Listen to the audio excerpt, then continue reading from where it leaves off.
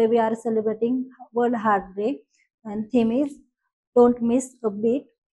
Our student is explaining about abnormal heart. आज आपण पाहणार आहोत ॲबनॉर्मल हार्ट. ॲबनॉर्मल हार्टमध्ये structural abnormality, functional abnormality, circulatory abnormality, electrical abnormality आणि ह्या ॲबनॉर्मल हार्टचे common causes, common sign and symptoms हे आज आपण पाहणार आहोत. फर्स्ट पाहूया स्ट्रक्चरल ॲबनॉर्मिटी. स्ट्रक्चरल ॲबनॉर्मिटीमध्ये हार्टचे जे काही वॉल आणि मसल्स ह्यामध्ये काही ॲबनॉर्मिटी आढळतात. हे दोन प्रकारे आपण दर्शवतो, एक तर कंजनायटल आणि दुसरी म्हणजे ॲक्वायर्ड. कंजनायटल म्हणजे हेच की जन्मताच हार्टमध्ये डिफेक्ट जाणवतो आणि ॲक्वायर्ड म्हणजे आपल्या डेली लाईफ मधील छोट्या छोट्या चुकांमधून आपल्याला स्ट्रक्चरल ॲबनॉर्मिटी दिसून येते. कंजनायटल ॲबनॉर्मिटी ही सहसा टेट्रोलॉजी ऑफ फॅलेटमुळे दिसून येते. स्ट्रक्चरल ॲबनॉर्मिटी आपल्याला काही डिसीज कंडिशन दिसून येतात, त्यामध्ये वॉल्व ॲबनॉर्मिटी, जे काही ट्रायकस्पीड वॉल्व, बायकस्पीड वॉल्व आणि ॲव्हर्टिक वॉल्व असते, ह्यामध्ये फॅट आणि कार्बोहायड्रेट्सचे ॲक्युम्युलेशन किंवा बिल्डअप झाल्यामुळे त्या वॉल्व नॅरो होतात, त्यामुळे ब्लड सप्लाय प्रॉपर होत नाही. सेप्टल डिफेक्ट, चेंबरला जे काही डिवाइड करणारी मध्ये सेप्टल असते, ह्यामध्ये होल निर्माण होते, त्यामुळे ऑक्सिनेटेड ब्लड आणि डिऑक्सिनेटेड ब्लड हे मिक्स होते, त्यामुळे ऑक्सिनेटेड ब्लड हे प्रॉपर बॉडीला सप्लाय होत नाही, त्यामुळे अदर बॉडी पार्ट्सला ऑक्सिजनची कमतरता भासते. मसल्स कार्डिओमायोपॅथी, यामध्ये कार्डियक मसल्स जे असतात त्या इनलार्ज होतात, थिक होतात, त्याला इन्फ्लामेशन होते, त्यामुळे ब्लड पंपिंग प्रोसेस ही मंदावते. त्यानंतरला मसल्स लेअर, 3 मसल्स लेअर असतात, endocardial layer, myocardial layer, pericardial layer. ह्या तिन्ही लेअरला इन्फ्लामेशन आणि इन्फेक्शन होऊ शकते. मायोकार्डायटिस म्हणजे लेअरच्या मिडल लेअरला इन्फ्लामेशन आणि इन्फेक्शन होते. पेरिकार्डायटिस म्हणजे एक्सटर्नल लेअरला इन्फ्लामेशन आणि इन्फेक्शन होते आणि एंडोकार्डायटिस म्हणजे इंटरनल लेअरला इन्फ्लामेशन आणि इन्फेक्शन होते. Second one is functional ॲबनॉर्मॅलिटीज. तर यामध्ये हृदयाच्या रचनात्मकतेमध्ये कोणताही बदल नसून कार्यात्मकतेमध्ये दोष निर्माण होतो, यालाच फंक्शनल ॲबनॉर्मॅलिटीज असे म्हणतात. तर त्याच्या टाइप्स आपण बघूया. तर फर्स्ट टाइप आहे अरिदमिया. यामध्ये हार्टबीट्स खूप जास्त फास्ट होतात किंवा खूप जास्त स्लो होतात, ते इरेग्युलर असतात. Second one is heart failure. यामध्ये हार्टची जी पंपिंग प्रोसेस आहे तर ती खूप जास्त कमी प्रमाणामध्ये होते, त्यामुळे हार्टच्या राईट साईडला किंवा लेफ्ट साईडला अपयश येते. Third one is ischaemia. यामध्ये हार्टच्या मायोकार्डियमला शुद्ध रक्ताचा पुरवठा होत नाही, त्यामुळे पूर्ण बॉडीला ब्लड सप्लाय व्यवस्थित होत नाही. Fourth one is valve ॲबनॉर्मॅलिटीज. तर हे जे हार्टचे वॉल्व्स आहेत त्यामधून ब्लड पुढे पास केले जाते, परंतु हे वॉल्व पूर्णपणे ओपन होत नाही किंवा पूर्णपणे ते क्लोज होत नाहीत, त्यामुळे फंक्शनल ॲबनॉर्मॅलिटीज आपल्याला दिसून येतात. Then we see circulatory abnormality. Circulatory abnormality also known as cardiovascular disease. Circulatory abnormality मध्ये हार्ट आणि ब्लड वेसल्सवर अफेक्ट करतात. यामध्ये ब्लड मधील कोलेस्ट्रॉलची लेवल वाढल्यामुळे कोरोनरी आर्टरीज या अरुंद होतात, त्यामुळे ब्लड क्लॉटिंग होऊन ब्लड सर्क्युलेशन मध्ये अडथळा निर्माण होतो.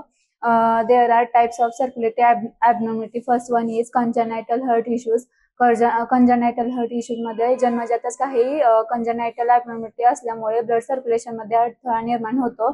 त्यानंतर पेरिकार्डियल इफ्युजन. पेरिकार्डियल इफ्युजन मध्ये हार्टच्या पेरिकार्डियल लेअर मध्ये ॲबनॉर्मॅलिटी आल्यामुळे पेरिकार्डियल डिसीजेस होतात, त्यामुळे ब्लड सर्क्युलेशन मध्ये अडथळा निर्माण होतो. त्यानंतर हार्ट वॉल डिसीज.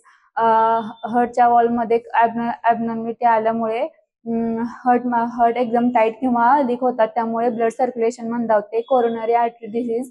हार्टच्या मसल्सना रक्तपुरवठा करणाऱ्या कोरोनरी आर्टरीज मध्ये फॅटचे डिपोजिशन होते, त्यामुळे कोरोनरी आर्टरीज नॅरो होतात व ब्लड सर्क्युलेशन मध्ये अडथळा निर्माण होतो. Then we are see the electrical abnormalities. Electrical abnormalities is also known as rheumatic heartbeats. Rheumatic means tachycardia. Tachycardia is increased heartbeats is more than 100, and bradycardia. Bradycardia is also known as low heartbeats. It's below than 60 beats per minute. Then types of electrical abnormalities, that is the five types. First one is atrium fibrillation. Atrium fibrillation मध्ये आपले atriums असतात upper वाल्या, त्यामध्ये रिमॅटिक heartbeats होतात, त्याला आपण रिमॅटिक embryonic म्हणतो. त्याच्यानंतर आहे सुपरव्हेंट्रिक्युलर ट्रॅकिकार्डिया. सुपरव्हेंट्रिक्युलर ट्रॅकिकार्डिया मध्ये सुपरव्हेंट्रिक्युलर ट्रॅकिकार्डियामध्ये जे आपले हार्टबीट्स असतात ते सडन स्टॉप किंवा सडन स्टार्ट होतात, याला आपण सुपरव्हेंट्रिक्युलर ट्रॅकिकार्डिया असे म्हणतो. Next one is ventricular tachycardia. Ventricular ट्रॅकिकार्डियामध्ये जे आपले वेंट्रिकल्स आहेत लोअर चेंबर्स त्यामध्ये इरेग्युलर हार्टबीट्स होतात, त्याला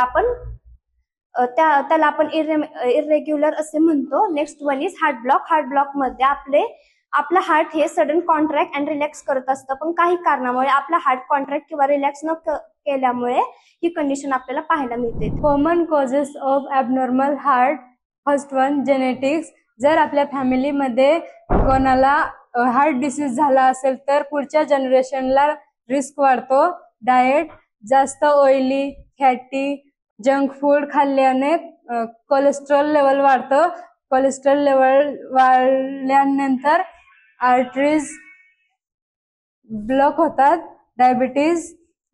हाय शुगर लेवलमुळे आर्टरीज ब्लड सप्लाय होत नाही व हाय शुगर लेवलमुळे ब्लड फ्लो कमी होतो.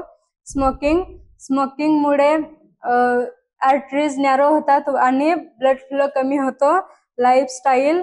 लाईफस्टाईल मुळे हार्मोन्स इनबॅलन्स होतात आणि हार्टवर ताण येतो. तर आता आपण बघूया अबनॉर्मल हार्टचे कॉमन साईन अँड सिम्पटम्स. तर साईन अँड सिम्पटम्स म्हणजे काय असतं? साईन म्हणजे हेल्थकेअर प्रोफेशनल किंवा जे इतर ऑब्झर्वर असतात ते काय पाहू शकतात, ऐकू शकतात किंवा मोजू शकतात, त्यालाच आपण साईन असे म्हणतो. आणि सिम्पटम्स म्हणजे पेशंट जे स्वतः फील करतो किंवा एक्सपिरियन्स करतो त्यालाच आपण सिम्पटम्स असे म्हणतो. तर first one is chest pain.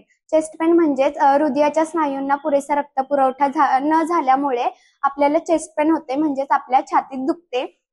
त्यानंतर shortness of breath. Shortness of breath म्हणजे जेव्हा आपले हृदय व्यवस्थित कार्य करू शकत नसेल तेव्हा आपल्याला शॉर्टनेस ऑफ ब्रीथ होते, म्हणजेच ब्रीथिंग मध्ये डिफिकल्टी येते. डिझिनेस म्हणजे आपल्याला चक्कर येते. डिझिनेस हृदय जेव्हा आपल्या मेंदूला पुरेसे रक्त पोहोचवू शकत नाही तेव्हा आपल्याला डिझिनेस होते, म्हणजे चक्कर येते. Next one is fatigue. Fatigue म्हणजे थकवा. हृदय योग्य प्रमाणात ब्लड आणि ऑक्सिजन पंप करू शकत नसल्यामुळे शरीर हे लवकर थकते व थकवा जाणवतो. Next one is cyanosis. Cyanosis मध्ये एक्स्ट्रीमिटीज हे ब्लूइश कलर मध्ये दिसतात. यामध्ये ब्लड मध्ये ऑक्सिजन कमी असल्यामुळे नखांवर, ओठांवर आणि स्किनवर ब्लूइश स्किन दिसते. इडिमा म्हणजे सूज. हार्ट हे प्रॉपर फंक्शन करत नसल्यामुळे शरीरामध्ये पाणी साचले जाते व शरीरावर सूज दिसून येते. पायांवर, ओठांवर आणि चेहऱ्यावर सूज दिसून येते. Other sign and symptoms are dyspnoea. Dyspnoea म्हणजे difficulty in breathing, nausea, vomiting and heart rate are slow, fast and irregular असे sign and symptoms abnormal heart condition मध्ये दिसून येतात.